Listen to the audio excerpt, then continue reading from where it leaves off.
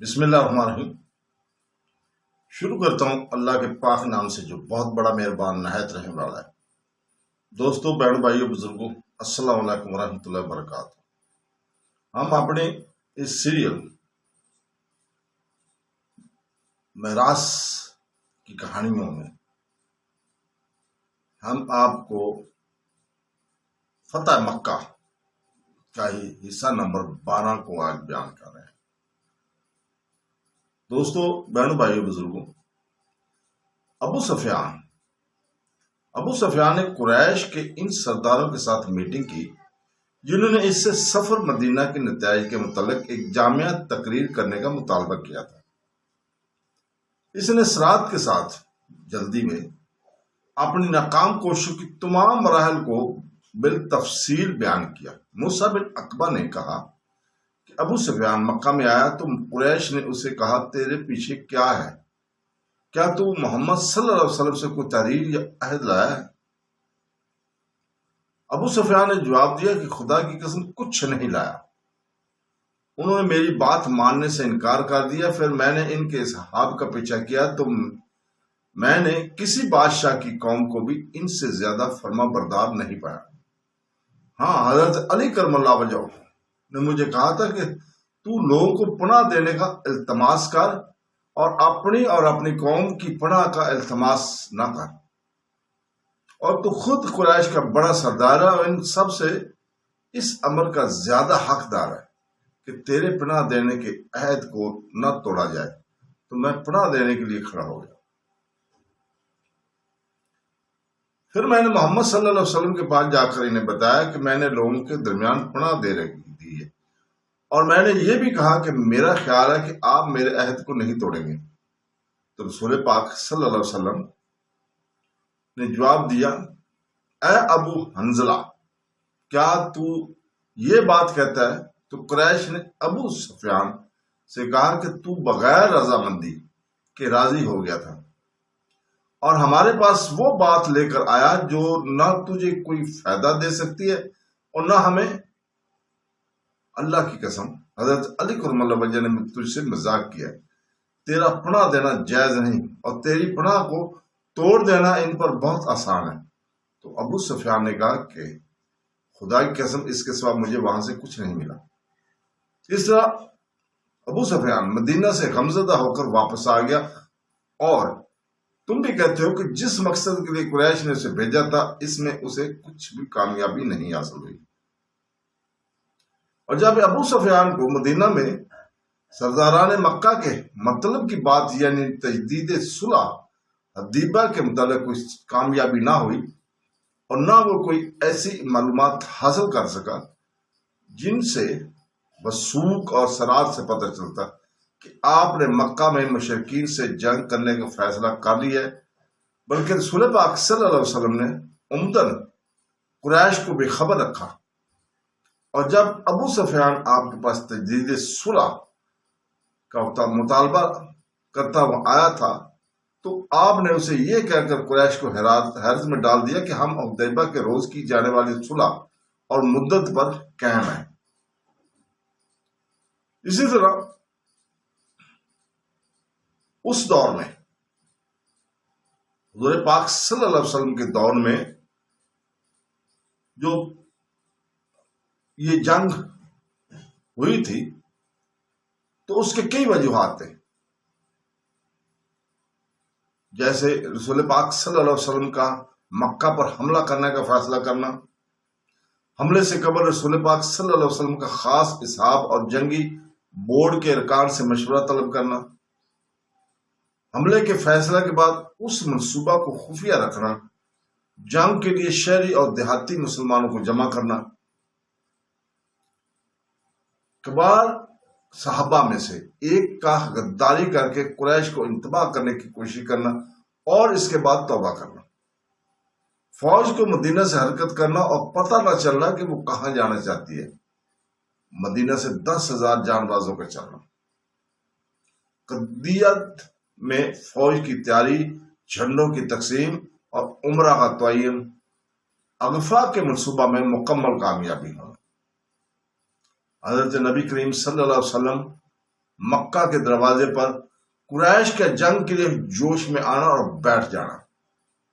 ابو سفیان رسول اللہ پاک صلی اللہ علیہ وسلم کے پڑاؤ میں آپ کا مکہ کو مسلمانوں کے سپرد کر دینے کی شرائط پر ابو سفیان سے گفتگو کرنا، مکہ کا مفتوح شہر ہونا، ابو سفیان کا فتح سے پہلے مسلمان ہونا، رسول کریم صلی اللہ علیہ وسلم کا اپنی فوج کو دفاع نفس کے سوائے جنگ نہ کرنے کی شدت احکامات دینا، قریش کا ہتھیار ڈالنا، مکہ پر مسلمانوں کا قبضہ ہو جانا، حضور پاک صلی اللہ علیہ وسلم کا اہل مکہ کو عام معافی دینے کا اعلان کرنا۔ جب مشرکین کا نقص عہد آپ صلی اللہ علیہ وسلم کے حلیف خزاع کے ساتھ خیانت کرنے کی حد تک پہنچ گیا تو آپ صلی اللہ علیہ وسلم نے مشرکین مکہ کے ساتھ جنگ کرنے کی ٹھان لی، اور انہوں نے اس صلح سے نہایت برے انداز میں فائدہ اٹھایا تھا۔ ہاں، رسول پاک صلی اللہ علیہ وسلم نے باوجود اس پختہ عزم جنگ کے اخفا کا التزام رکھا کہ قریش کو اس وقت تک اس کا پتہ نہ چلے جب تک آپ صلی اللہ علیہ وسلم اچانک اپنی فوج کے ساتھ ان پر نہ آ پڑے اور کم از کم جانی نقصان کے ساتھ مکہ پر قابض ہو جائے۔ اس لیے آپ نے فرمایا تھا کہ جس کو آپ کے بعض خاص اصحاب نے سنا کہ اے اللہ ان کے کانوں اور آنکھوں کو کام کرنے سے بند کر دے اور وہ ہمیں اچانک ہی دیکھیں اور ہمارے متعلق دفتر ہی سنیں۔ رسول کریم صلی اللہ علیہ وسلم اس بات کی شدید آرزو مند تھے کہ جنگ کی خبروں کو مشرکین مکہ سے پوشیدہ رکھا جائے۔ آپ نے اس کے لیے تمام ضروری اقدامات کیے اور آپ نے جنگ کی خبر کو اپنے عام مہاجر اور انصار صحابہ سے بھی خفیہ رکھا اور جنگ کی تیاری کا اعلان کر دیا، مگر یہ نہ بتایا کہ آپ کس طرف جانا چاہتے ہیں، یہاں تک کہ آپ کے صحابہ نے مختلف قسم کے اندازے لگانے شروع کر دیے۔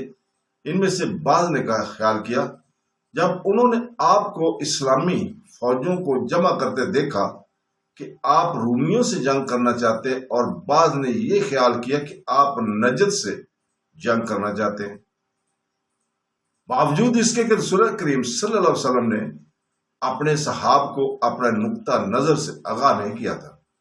پھر بھی اسلام کی تمام فوجیں اکٹھی ہو گئی اور آپ نے دیہاتی باشندوں اور ان مسلمانوں کو جو مدینہ کی گرد و پیش میں رہتے تھے آدمیوں کے ذریعے یہ پیغام بھیجا کہ وہ انہیں کہے کہ جو اللہ تعالیٰ اور یوم آخرت پر ایمان رکھتا ہے وہ رمضان شریف میں مدینہ میں حاضر ہو جائے۔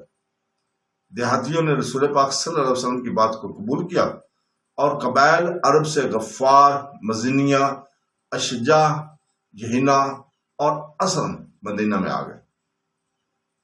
رسول پاک صلی اللہ علیہ وسلم نے اپنے اہل کو حکم دیا کہ وہ جنگ کی خبر کو ہر شخص سے پوشیدہ رکھے، خواہ وہ کوئی بھی ہو۔